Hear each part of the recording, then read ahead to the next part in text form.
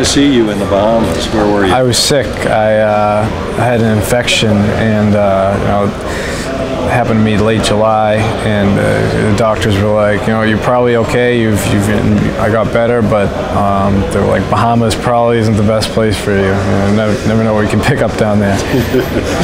How did you get sick, or how did you get an infection? They really didn't know. It was a bilateral kidney infection, and which is weird. And the doctors, I saw some of the best doctors in Boston, and they were kind of baffled by it.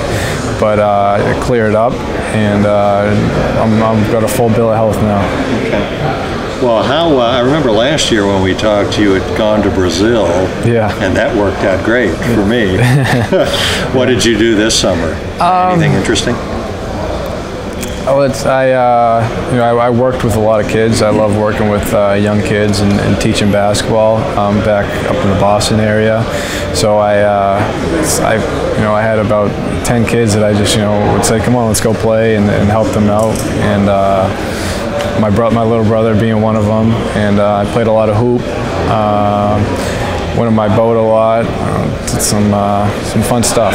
When you worked with the kids, was it like a formal kind of thing? No, it was just like kids, local kids in my town that hey, can you teach me a few things? So I'd do that, and I'd work everyone from like a 10-year-old autistic kid who could barely reach the rim to a 17-year-old who would be playing college basketball someday. So it was fun to just give back in that way.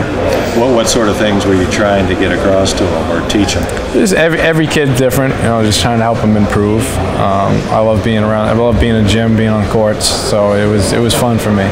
Now, I'm of the opinion that basketball is not the sport in Boston. It's more about hockey in the winter and baseball. Yeah. So, where do you think basketball is in New England? Well, first of all, it's all about the pro teams. The way people follow college athletics down here is just totally. No one really cares about the college. A little, they'll care a little bit, but it's all about the professional teams in the Boston area, and they're just passionate about everything. There's a lot of big time players coming out of the Boston area, and when I was at prep school up there, it was the best league in the country. The NEPSAC league was just, I played against top guys every night up there, so it was good. You'll be a senior. You are a senior, yeah. Right? Yeah. What is that like to know that this is it? It's a little scary because I just got back on campus. I'm like, oh man, I got to figure out what I'm doing next year. I'm a senior, but you just you can't really complain about anything when you're a senior because you're like, this is the last time I'm going through it. Usually I dread media day, but it's my last media day, so whatever.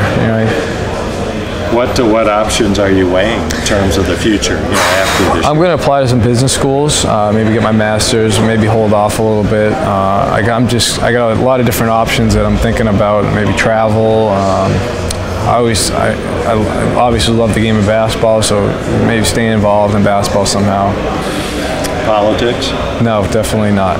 And that's not for me. Why? What don't you find appealing about politics?